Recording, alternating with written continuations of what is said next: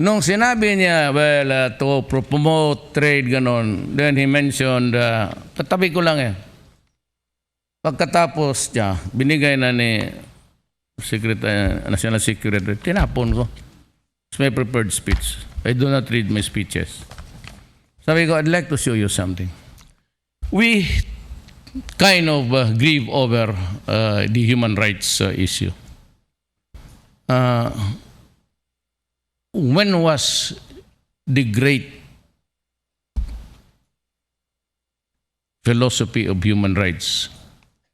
When was it first adopted? Or when did it evolve? Sabi ko, you know, I'd like to show you something. Sabi ko sa kanya,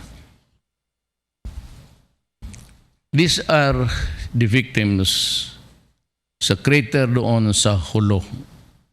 May volcano. Doon nagtakbuhan ang Moro people when the Americans came.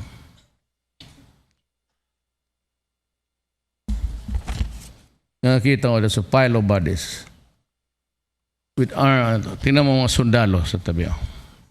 Standing over the dead. You know, except for the religion, the Moros are our brothers of flesh and blood.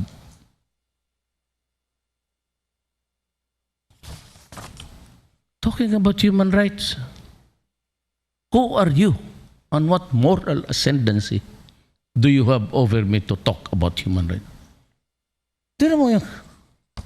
These are the Moro people who were massacred in Davao. The Davao massacre. Meron sa Lanao, meron sa Davao rin.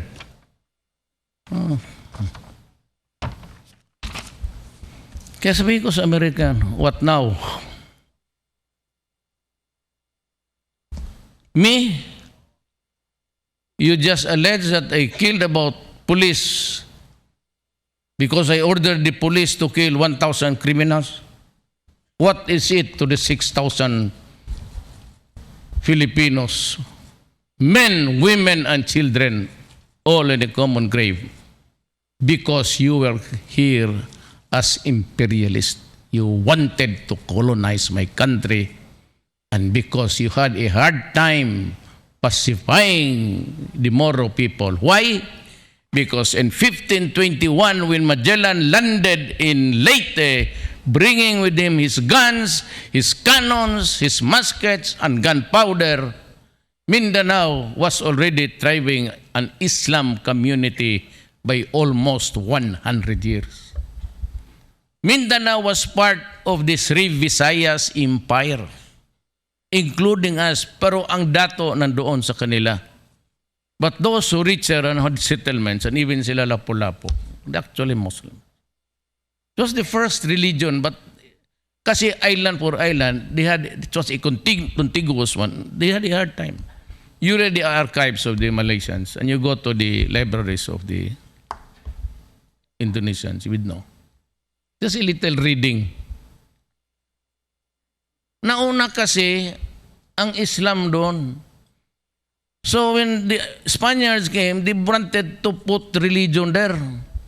It was resisted by the Muslims because they were already Muslims solidly for almost 100 years. So ang magano na magawa ng the canons of Magellan was able only to get to one territory there, yung fourth pillar. But that was it. Finished. Then the Americans came. They saw Mindanao below the Typhoon Belt. Very fertile land. And they could get anything from the, they had the grand time getting the fat of our lands. Yan ang totoo dyan.